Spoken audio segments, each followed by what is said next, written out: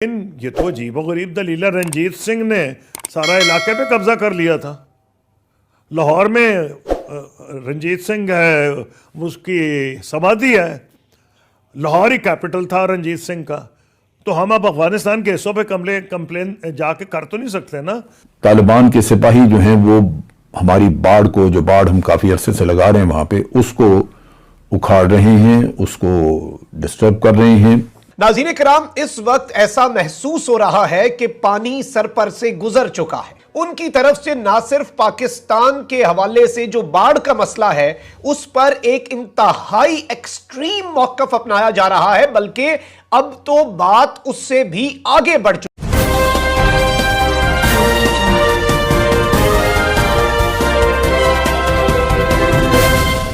कुसरी साहब, सबसे पहले तो ये बताइए कि पाकिस्तान अफगानिस्तान का जो रिसेंट ताल्लुकात हैं, तालिबान का जो इंटरिम सेटअप, उसको आप कैसा देखते हैं? दूसरा ये बताइए कि हम इतनी उनकी मदद कर रहे हैं, बहुत बढ़ चढ़ के हम उनकी सपोर्ट कर रहे हैं और जज्बा खैर सगाली के तहत कर रहे हैं, लेकिन वो हमारे हुदूद और क़ुयूद जो है उसका तयन हमें नहीं करने दे रहे, या वो हमें फेंस नहीं लगाने दे रहे बॉर्डर के ऊपर। What is actually going on? देखिए, इसके एक तो हिस्टोरिकल पर्सपेक्टिव है, लेकिन पर्सपेक्टिव एक नहीं है, दो हैं।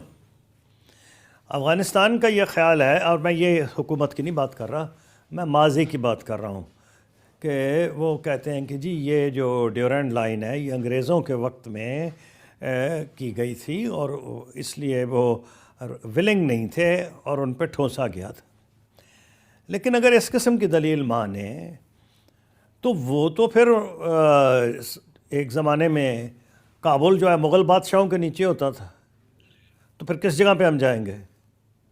मेरा पॉइंट ये, दुनिया में आज जो यूनाइटेड नेशंस के 190 या 95 जितने भी मेंबर्स हैं, मेरा ख्याल है हिस्टोरिकल बॉर्डर्स शायद जापान के हैं।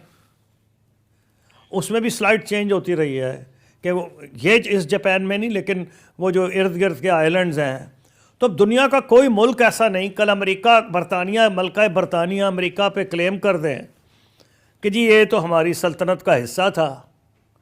तो दुनिया के तो एक किसका है, अगर हिस्टोरिकल पर्सपेक्टिव तालिबान नहीं, इससे पहले भी वो देते रहे हैं, तो फिर दुनिया का यूनाइटेड नेशंस के कोई मेंबर स्टेट जो है उसके बॉर्डर चैलेंज हो सकते हैं।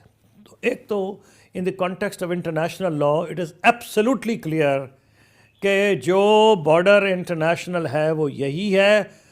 हमें भी नहीं पसंद कई ऐसी चीज़ें जो अंग्रेज़ों ने की थी।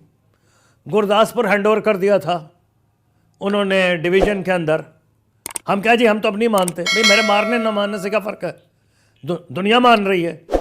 पठानकोट सारा उनको हवाले कर दिया गया, कश्मीर का रास्ता उनको दे दिया गया। तो ये जो है ना कहने वाली कि मैं ना मानूँ, वो तो एक तरफ गई। उसका जवाब जो ISPR के उन्होंने स्पोक्समैन ने दिया है, उन्होंने जवाब ये दिया जल साहब ने कि जी ये 94% कंप्लीट है और ये इंशाल्लाह 100% होगा। और जब उनसे सवाल किया गया था कि जी वो तो फ़लाँ जगह से तारों के रोल्स ले गए हैं वगैरह वगैरह, तो उन्होंने उसको कोशिश ये की, and in my opinion rightly so, उसको आउट ऑफ द वे जाके उसको ब्लो अप नहीं किया। मेरा पॉइंट उसमें यह है कि बिल्कुल ठीक है कि लोकल कमांडर ने किसी ने किया होगा, लेकिन अफ़गानिस्तान की जो गवर्नमेंट है उसको दरपर्दा वो रियलाइज़ कर रही है कि उसकी पाकिस्तान पर डिपेंडेंस है, पाकिस्तान की उस पर नहीं है। लेकिन ये कहीं नहीं जा सकती डिप्लोमेटिकली, हम ये कह नहीं सकते, क्योंकि एक तो हम बड़े बेवकूफ़ लगेंगे कि सारी दुनिया को नाराज़ करके हम तालिबान के लिए रास्ता हमने वहाँ हमवार किया और अब हम खुद ही गिले किए जा रहे हैं। इसको डिप्लोमेटिकली हैंडल करना है। हमारे दौर में भी हुआ था, ये करज़ई साहब के दौर में भी हुआ था, और आई एम श्योर उसके बाद भी हुआ होगा। लेकिन ये तो अजीबोगरीब दलील है। रंजीत सिंह ने सारा इलाके पे कब्जा कर लिया था। लाहौर में रंजीत सिंह है, उसकी समाधि है। लाहौर ही कैपिटल था रंजीत सिंह का। तो हम अब अफगानिस्तान के हिस्सों पे कंप्लेन जाके कर तो नहीं सकते ना।